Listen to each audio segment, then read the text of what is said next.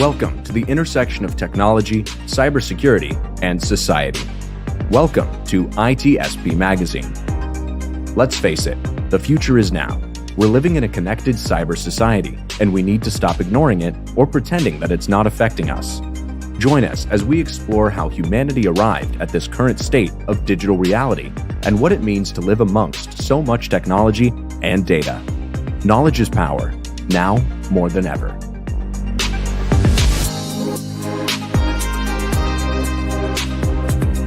Black Cloak provides concierge cybersecurity protection to corporate executives and high-net-worth individuals to protect against hacking, reputational loss, financial loss, and the impact of a corporate data breach.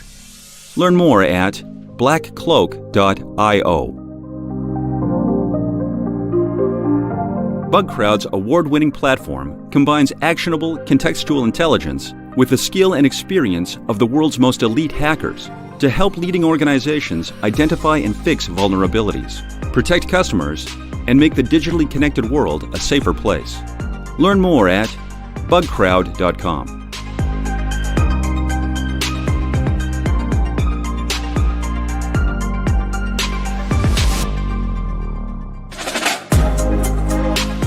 Marco. Sean. 4 divided. Wow. You messed up right off the bat. What did you do? 4 over 2. 4 over 2? 2 into 4. What are we doing? Math now? We're doing math, exactly. We're doing division. That's why I messed up and used the actual word and the tease word that I was using for my kickoff. Wow. So you wanted to play with divide? Okay. Yeah. Well, if you take 4 and you do it by 2, you end up 2 on the other side. I don't know. I want to have what you're having. Yeah, it's called an immunity boost. Clearly, it's not working yet. Well, I'll tell you what. We are actually here to have a good time, and it seems like we're already doing that. And at the same time, to have a serious conversation about something that, in my opinion, it's a little bit unexpected. When I heard about this topic, I was like, I had to think about it. I had to divide, and then I had to multiply, and then I have to do some other crazy formula. But you know me, I'm not a math person. You're all about dividing and conquering. Yeah, but apart from the math, what really made me think is every time we talk about anything regarding cybersecurity, anything regarding technology, machine learning, artificial intelligence, everything is driven by data. Data is the new oil, data is this, data is that. Privacy is a big issue. What do they do with all this data? They put it in this big cloud computer, and then maybe they'll use it in the future. I mean, Sean, that's the kind of conversation we hear. And then I'm like, some portion of our society are actually left without enough data. And I was like, what? We overfish the data in the sea. Yeah, because none left for anybody to use. Well, it just made me think, and I associated that with the digital divide, and now there is the data divide as well. So I'm interested to understand. I'm excited for this conversation. Yeah, it sounds like right straight in the middle at the intersection of technology and society. So without further ado, we have Gillian Diebold here, and I'm feeling really proud because I think I pronounced it correctly, that is joining us on the show. So apart from the usual rambling and a little bit of fun that Sean and I have at the beginning, we want to welcome to this episode of Redefining Society, and we would like to hear who you are, what you do, and what is this research that you're presenting. Definitely. So my name's Gillian, and I'm a policy analyst at the Center for Data Innovation in Washington, D.C., which is part of the Information Technology and Innovation Foundation, ITIF. It's kind of a mouthful, all the different names. But basically what we do at the center is we promote public policies designed to maximize the benefits of data-driven innovation in the public and private sectors. So part of the think tank work involves kind of educating policymakers and the public about the opportunities and challenges associated with data. And then we talk about the key technology trends like open data, artificial intelligence, the Internet of Things. And so I joined the center a little bit over a year ago, actually, and I lead my team's work on digital inequalities and data disparities. So most recently, I actually just put out a report on the issue that Marco introduced called the data divide, which is sort of the social and economic inequalities that kind of result from that lack of data collection about certain individuals and communities. So like Marco said, a lot of the discourse right now is around privacy and sort of over collection of data, but we kind of turn the issue on its head and think about what happens when subgroups are completely left out of data sets, or, are underrepresented in those data sets. And really what I find is that, while there's been all these advances in technology that's made it really easier and cheaper than ever to use and produce and collect data, people are still really lacking access to some of that data about themselves, and therefore they can't really put it to use, and so they can't really benefit from that data-driven innovation that we at the center are really trying to promote. So it's kind of turning all these issues on their head, and I'm really excited to kind of dive into it further with you both. Yeah, I love it. And you already started to touch on what data divide is. And as I think both Marco and I were alluding to, we've heard the concept of digital divide, which effectively is people can have access and others don't always have access to the digital world. And what is the data divide in the formal definition? And perhaps how does it relate and maybe even connect to a digital divide? Yeah, so I think I kind of just said it, but I think our formal definition is sort of the social and economic inequalities that result from that lack of data collection and use about some individuals and communities. And so it really, we kind of coined this term, and actually the center has been writing and using this term for actually almost a decade now. And so I've kind of taken it because it's becoming this really prominent issue, which we can get into where that appetite lies. But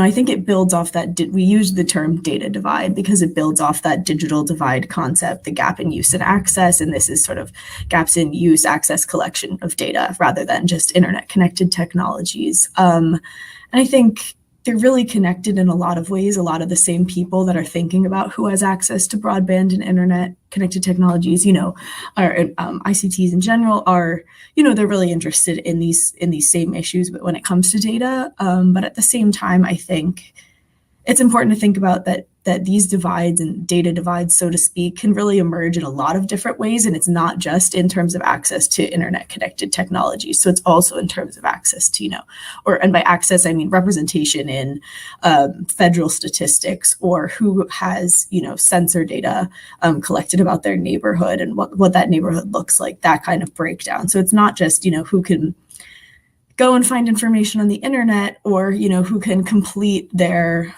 job or their school or whatever online. And who has what those devices, but it's also those actual data-driven devices. So think about like wearable technology, or at your doctor's office, or does your health system have the electronic health records?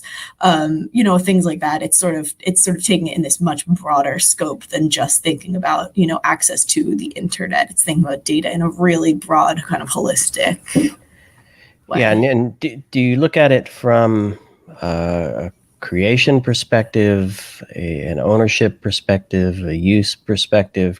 And maybe, I don't know if an example or two might help, because I'm just picturing, okay, so I create, or I don't know, I have access to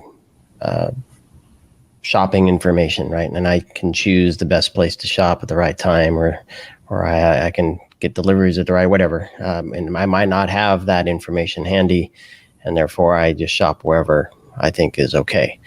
That's probably a really bad example. But then there are companies that use the data I create to do other things that may or may not serve me. So who owns that data? So I guess the question is, and maybe an example or two, what data is being looked at and how is it being looked at? Definitely. I think the report that I just authored, I think it covers kind of, it's a broad issue, right? So you have to take that really broad lens. I think I don't get necessarily into as much as data ownership, although that is definitely an emerging area, especially around that concept of data sovereignty. I think it's more, about who's generating the data and then who's using that data. And so ideally, in a perfect world, you're both generating it and you're getting to use it. And that's really the idea we're promoting here. So I think, there's many examples. The report I kind of walk through, demographic data gaps, meaning gaps in representation, access, use among, race, income, gender, age, disability, that kind of demographic. Then there's geographic data gaps. So, based on where you live, same kinds of representation issues, whether you live in a rural versus urban, high versus low income neighborhood, and then the next part would be sort of around the data systems itself, as in, what systems are available, what kind of data infrastructure is available for different people. So again, covered a lot. But I think the example you were saying about that grocery store and how you can sort of choose or not, and it's sort of similar to that. But I think so. There's just a number of examples. Probably one of the most salient ones, at least right now, obviously the COVID pandemic and, emerging monkeypox pandemic and whatever, healthcare data is sort of top of mind for everyone. And I would say, so the example there is kind of, we know healthcare as a field really lags behind other sectors in terms of getting updated digital technologies and kind of, as a result, updated data collection systems. It's probably the sector that's actually the furthest behind in terms of high quality data collection. And researchers are using health data for everything. They use it to measure the efficacy of new treatments and devices and looking at the different social determinants of health. But when we don't have that robust data infrastructure to kind of extract the information that we need from registries or electronic health records or patient-owned wearable devices, I have one on my wrist right now. That's when we lead, that kind of creates that divide of, some people and some communities are going to have access to that kind of healthcare data that will tell them, allow them to benefit from things like, precision medicine or, get a better understanding of their medical history and over time, and then other people won't. So, those gaps have a lot of different ramifications, in the right now, with electronic health records, there's only about half, maybe a little over half of hospitals in the United States kind of use electronic health record systems to exchange patient data. So that means, you might be born into an environment that collects all of this data, and then suddenly when you're age 5, you get moved to another state, your family moves to another state, so then all your data pre-age 5 kind of lost because you don't have any way, there's no data sharing system there. So I think that's one sort of data divide of, who has those electronic health records, what kind of health systems, what's their interoperability, what's the data sharing there look like, do they speak to each other? And that can even be within a state, doesn't even mean you need to move to a state. That can mean you move across the city and you change doctors. Suddenly your doctor's office doesn't have that same data that you've had for the last, however many years of your life. And so that lack of data sharing, that kind of barrier, again, it really just means less accurate diagnosing and treatments for patients. And then what happens when you get, a public health crisis like with COVID is we're having incomplete data sets across the board. So the first thing that comes in my mind is that it's kind of like the story repeating itself, right? I didn't look in depth in the report, but I've scanned through it. And of course, you referenced already rural area, thinking education, race. And it's kind of like, if you were at disadvantage before, now you're probably getting this too coming your way. Well, everything's at scale when you throw digital in front of it, right? So Right. Whatever it was before, it's just amplified. Yeah, and Right, of course, one of the first thing that come to mind, and I think we already kind of discussed that, is the health data. But you can think in terms of, again, education, transportation, possibility to get a job, and I mean, I think we can go on. And I was kind of scanning through. So I'd love to hear some other, not much case study, but like all these things that are affecting people. Is it connected also to racial profiles, to income? I'm sure that's one of the basic one, but is it really following the same step where the gap is getting bigger and bigger instead of using technology to kind of make everybody, more involved in our society on an equal level? I think the patterns that I kind of trace through, they often sort of follow those historical patterns. And one of the big things is, we need policymakers to focus on this right now because, as we're moving further and further into this sort of data-driven economy, the same groups that have been left behind for the last 100 years, those gaps are only going to widen. And that's sort of the philosophy, obviously, also with the digital divide concept. So it really follows on that. But yeah, I mean, I think the key thing here that sort of turns the issue on its head is, we're worrying a lot about, like you said, sort of racial profiling and all those things. And obviously there are issues that we need to be solving. But I think what it is when we start to get into these really heated discourses about, things like algorithmic bias or artificial bias in artificial intelligence, I think what this report is trying to do is take a step back and saying, we're almost getting ahead of ourselves with that. Obviously, those systems need to have oversight, and we need to worry about what that oversight looks like. But we're not really focusing on those core inputs. So again, it's sort of we're getting ahead of ourselves. And here I'm saying, we need to focus on the fundamentals. What is the core inputs going into these systems, and what does that data look like? And I think when we do that, and when we actually start to build on that, I think then that will sort of slowly but surely increase trust with those communities that maybe in the past were getting really disadvantaged by some of that data-driven decision making. And when we look at this operationally, and I've had the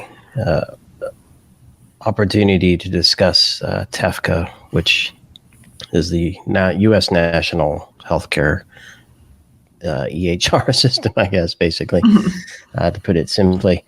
And what that says to me as we paint a picture around a national healthcare system database is there's one big giant bucket of data. But even that has a set of lines drawn around, or a line drawn around it, perhaps keeping it separate from other things. And then maybe some of that is extracted and put into another bucket, and we have some overlapping buckets, maybe not connected. So I'm wondering how we need to look at all of those buckets. Do we need to formally define the buckets, the intersection of them, the ownership of them? I don't know if you look at any of that in the context of the report or the organization you're doing work for.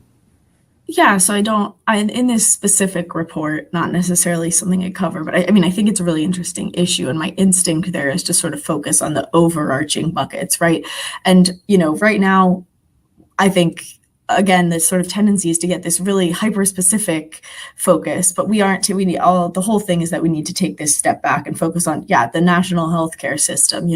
A lot of the work, and there's some really, really great work being done at the state level and local level, but then, those are not speaking to the wider system.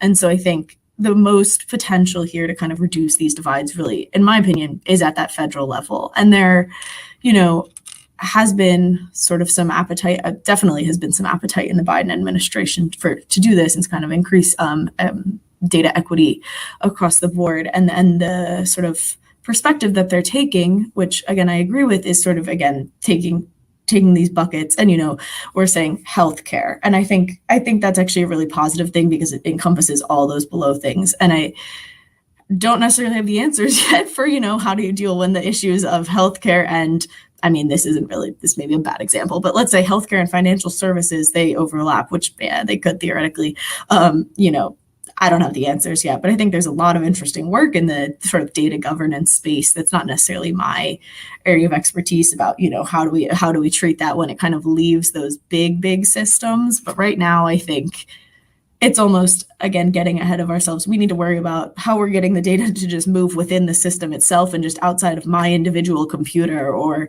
the hospital's individual computer. I think there's some core things we've got to worry about, and I would lean towards focus on the maybe a sectoral approach is really what I'd say there. So I'm gonna follow the bucket thing, but I actually found a figure here, a graphic that's called the Decentralized Federal Statistical System, and I think it's kind of picturing what you just said, meaning there is all these different buckets, and I don't see that there is much of a communication there. So just to give an idea, it looks like a beehive, and you look at Bureau of Transport and Statistics, Bureau of Labor, National Agricultural, and then you have Office Research Evaluation and Statistics and Science and Engineering National Center, and everything should then connect to a central database, which will be the chief statistician of the U.S. I mean, I'm kind of reading for the audience just to give an idea of what this look like. And I'm wondering which one come first. I mean, you say, we got to start somewhere, and where do we give priority right now? Do we give priority in the way that we handle the data, and then eventually we go and find the one that have been left behind, or should we actually start by getting the data from everyone and then organize it? Because what come first? I think, again, it's a key, good question that I don't necessarily have the best answer to. And I think, again, it sort of depends on what the key political issues are right now. So, what are the hot button issues? It's really healthcare right now. So it's sort of like that's where the administration is putting their focus, and that's what policymakers are worrying about. In a year from now, that could completely change. And I think we do have to be kind of flexible in our approach and sort of, take these issues as they come and sort of try and have that one step in the future, one step in the past, trying to figure out, what is going to be the next big challenge. I might say my instinct right now is probably climate-related issues and divides there. Obviously, that's going to only increase in relevance in the coming years. So when it's sort of like what to prioritize first, I think we need a lot more federal research just sort of into where these critical data gaps are, and how they define critical might be different than how you or I define critical. But I think in my report, I kind of go through and I say the data systems are probably of the highest priority, because those affect the greatest number of people and sort of stand to do the greatest amount of harm if they're not really built correctly, or, have those wrong inputs. And so when I'm saying systems, I'm talking healthcare, financial services, education, environmental monitoring, those kinds of things that affect everyone, not just a small group, although the small groups obviously important. Can you give me an example of the issues related to the environment? Yeah, I think this is actually a really interesting one for me. So the EPA, Environmental Protection Agency, has an air quality monitoring network of, don't quote me on the exact number, let's say 3,000 air quality monitoring stations. And to be clear, they're extremely accurate and extremely high quality. They're also pretty expensive to sort of distribute and actually, collect data. So that's collecting things, about particulate matter in the air quality on a given day. And they kind of feed into this federal index that gives a score about the air quality in a given location on a given day, month, year. And so that's great. But when you hear the number 3,000, that means, think of how many places in the United States aren't going to actually have a nearby air quality monitoring station, and things become sort of problematic. So the prime example there, I'm from Philadelphia, so all my anecdotes are going to relate to that city. But now I'm going to forget the year, 2019, I think, South Philadelphia has a number of heavy industry, has a heavy industry complex, and there's a number of chemical plants there, and one of them exploded and, released a large amount of chemical toxins into the air on that day. And on that same day, the EPA air quality monitoring station closest to Philadelphia recorded Philadelphia as having one of the cleanest air days of the entire year. And again, it was the day of a chemical refinery explosion. So something is clearly not adding up in terms of the, environmental monitoring there. And so what I'm saying with those data gaps in that regard, or the data divides there, sort of, where you live will determine how accurate that kind of government data really is for you. And as a result, I think that environmental data is so important for, community advocacy. How can you say, we live near this industrial plant and X amount of us have now, after 20 years, have now developed the same disease, but there's no proof of it. When you have those kind of air quality monitoring stations, maybe you can say, by the way, it's also been horrible air quality for the last 20 years, coincidentally. It's really important for community advocacy. Then it's really important for, city and state and federal government to make decisions about, how much resources to allocate to a given area. How do we regulate that industry in that area if they don't know that there's a massive problem going on in a certain part of a city because 50 miles away is the closest monitoring station. They're going to make decisions based on inaccurate or incomplete data. So I think it's really relevant with the environmental stuff. Sean, I'm thinking smart cities. Are you thinking smart cities? No. No, they're not smart. Okay, then you lose. I won. You fell.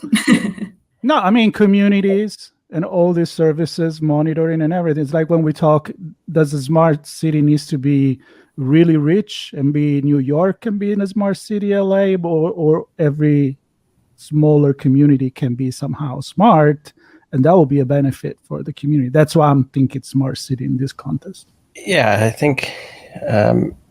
If we put, and I don't know if I have the right answer, probably not, but I mean, technology is fairly inexpensive. Now, maybe not the $3,000 monitors or sensors that are out there, or $3,000. So they're not $3,000, 3,000 sensors that went out that are expensive.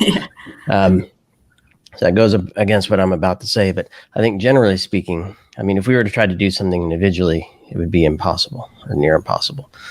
But if a group of people in a city or a town wanted to come together and say, we want to be smarter in the way we do things, I think technology makes that possible. Scale, for right? Sure. Certainly at scale. And perhaps I think we've had conversations to this point on smart cities where multiple cities create a little digital region and they pool their resources to do things for each other and help the greater area.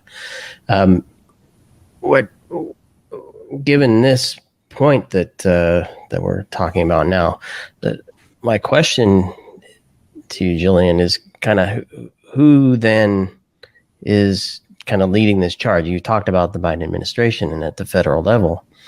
But in the case you presented for the environment, it's limited to those 3,000.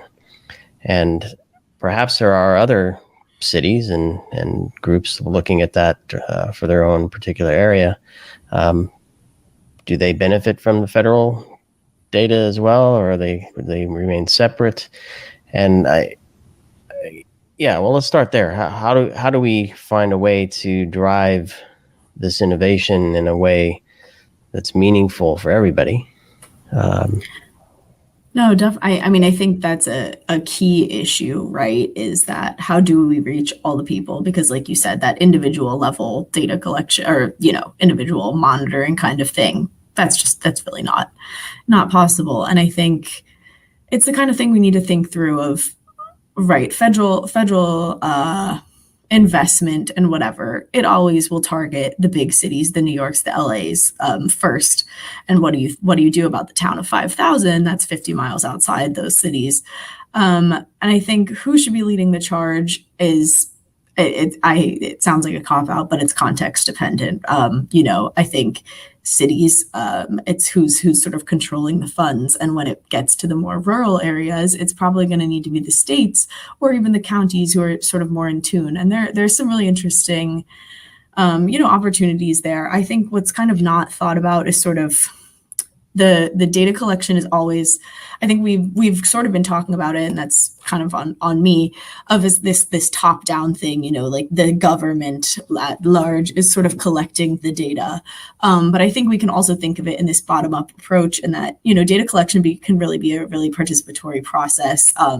And there's a lot of examples of that. Kind of to go back to the environment thing, I think citizen science and that whole realm, which is, it's getting a little tangential, but I think that there's a lot of community level action, grassroots level action to sort of collect data on a specific topic. Now that's, again, topical. It doesn't necessarily create a perfect system that collects community data on every single thing. But I think the more that those kinds of approaches, those grassroots level approaches, are supported through top-down investment from different levels of government, and that is happening, and again, mostly in the environmental realm, but there's other potential. I think COVID's kind of opened up new doors for that.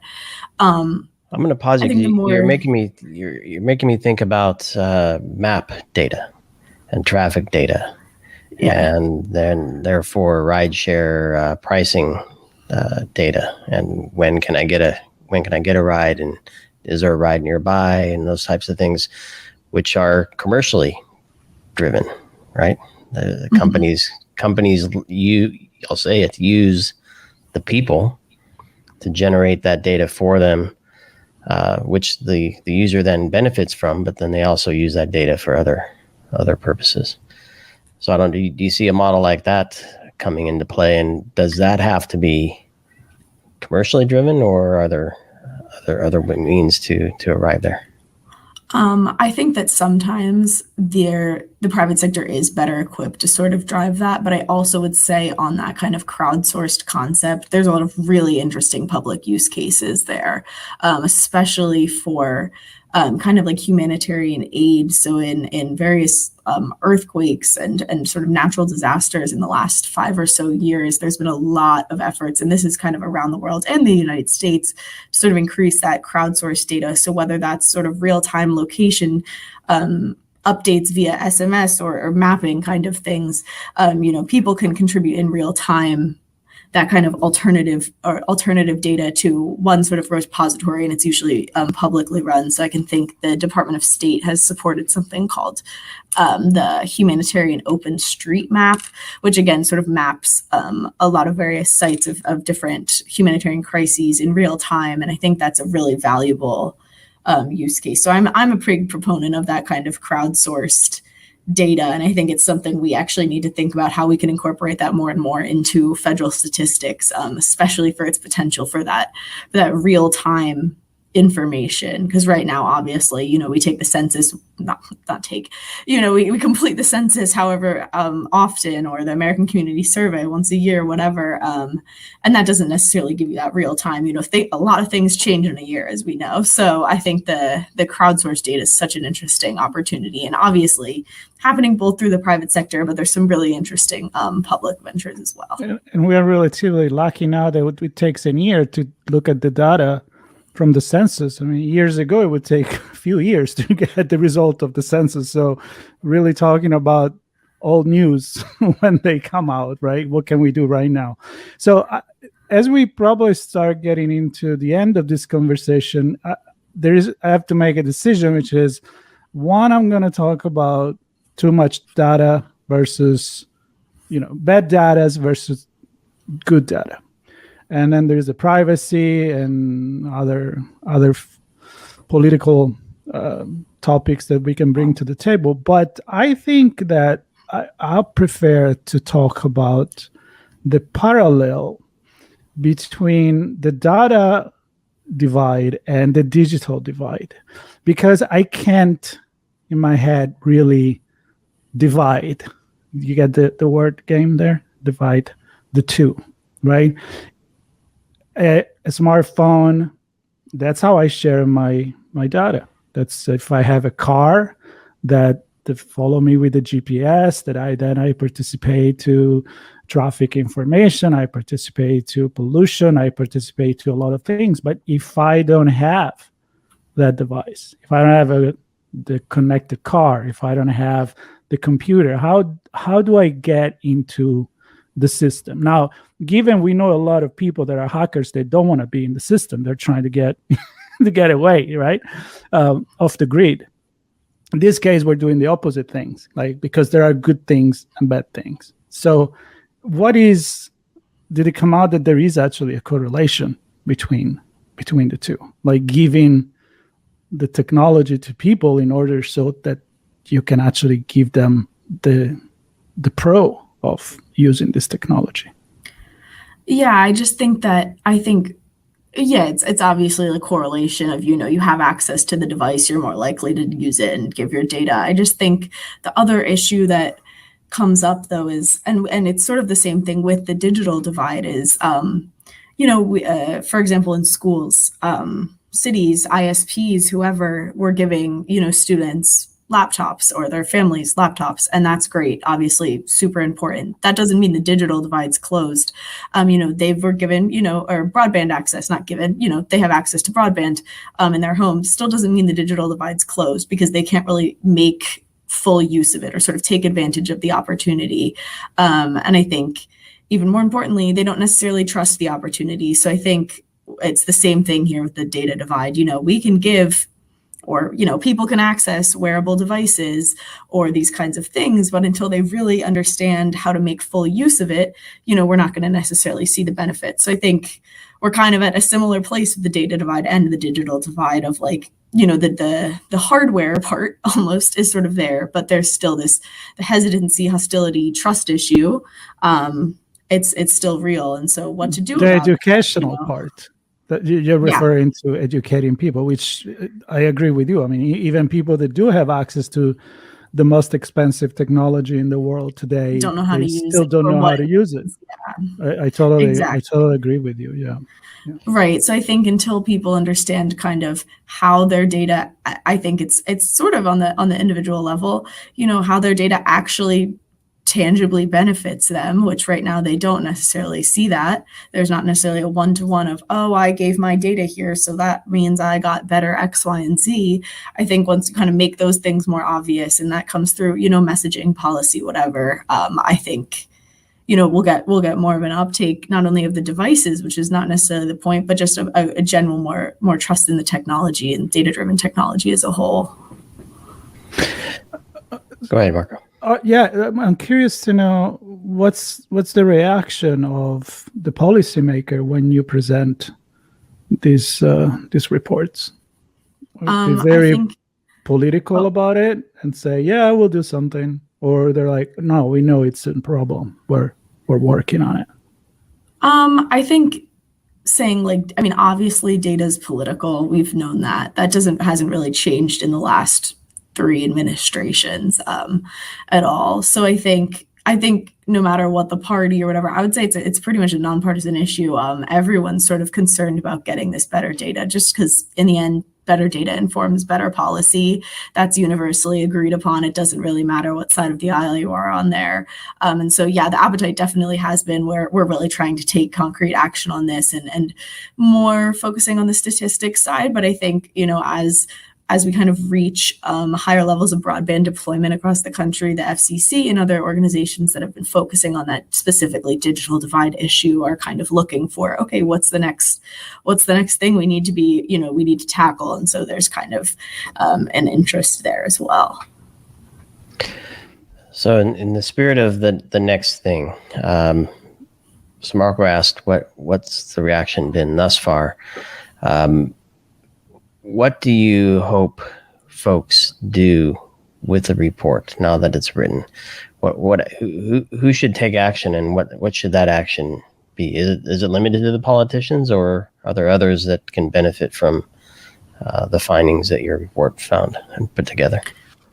I mean, I think at all levels of government, that's definitely what the report focuses. I mean, our recommendations focus on, have some key takeaways, and the way we need to really improve that data quality. But I think your average reader can also take away and sort of have a better understanding of, someone might not even really realize they're being put at a relative disadvantage just because they don't have access to something, or not really realize that, oh, that's a data collection issue. I think it's this framing is not really something, we're not really going through our lives and saying, oh, I have this tool in my classroom, or I have this in my bank, and thinking, oh, that's a data collection issue, or that's I'm not represented in that. That's just not how we approach it. So I think, the general public can kind of take away this thing is it's affecting everyone. It really is not just affecting a niche group of people. I can, all of us on this podcast and anyone listening, it's really everyone's affected by this in one way or another. These data divides are really broad, and they're really, stand to really grow as we move forward. Marco was saying, we used to have to wait so long to get the census data, and now we have it right away. I mean, that's only showing how we're moving at this kind of exponential speed. So the gaps are only going to widen, and it's only going to become more obvious to us the different ways we're affected if we're not kind of taking action now.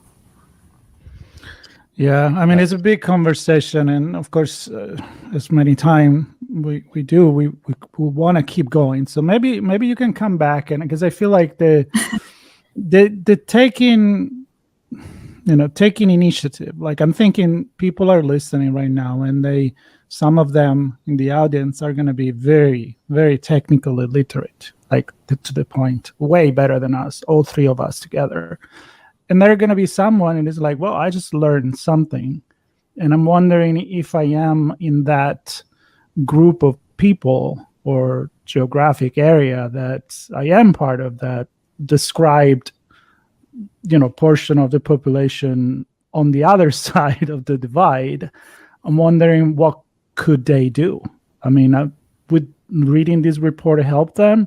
Would contact their politician help them? What action these people that kind of become aware because they listen to this can do?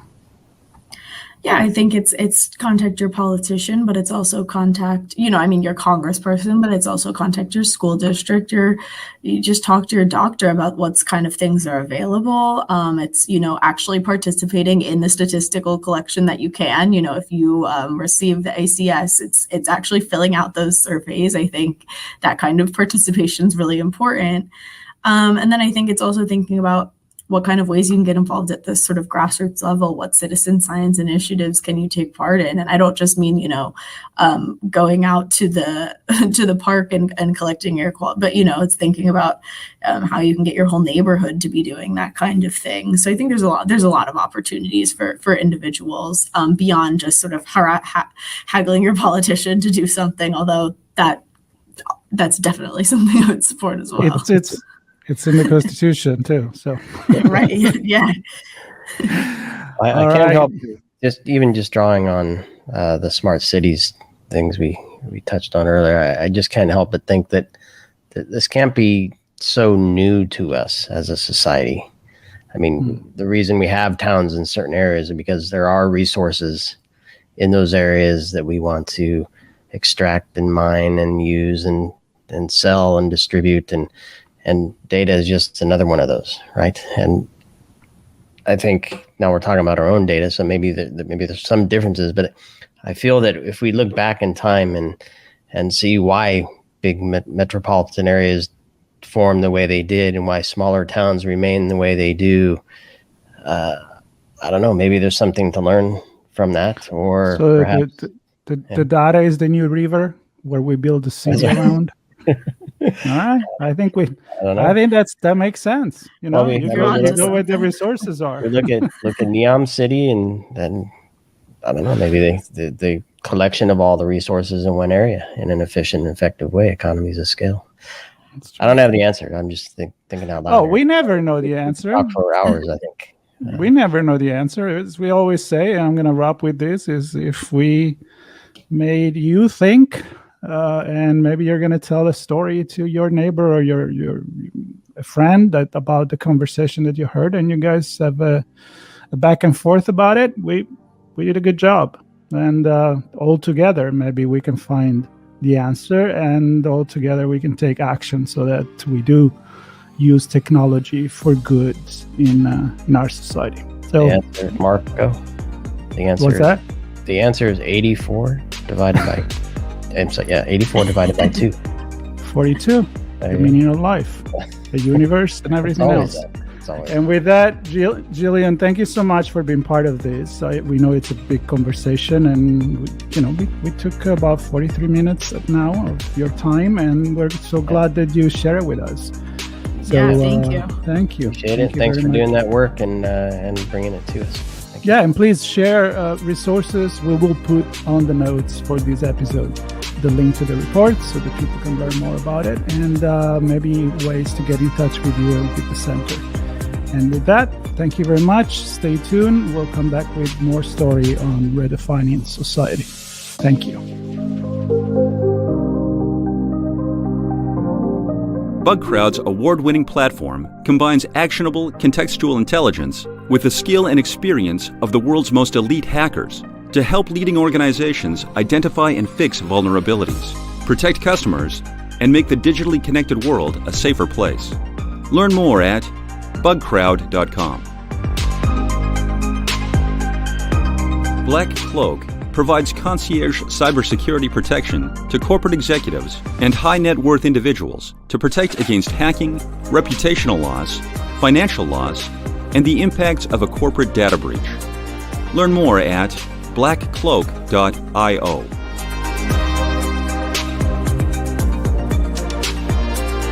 We hope you enjoyed this episode.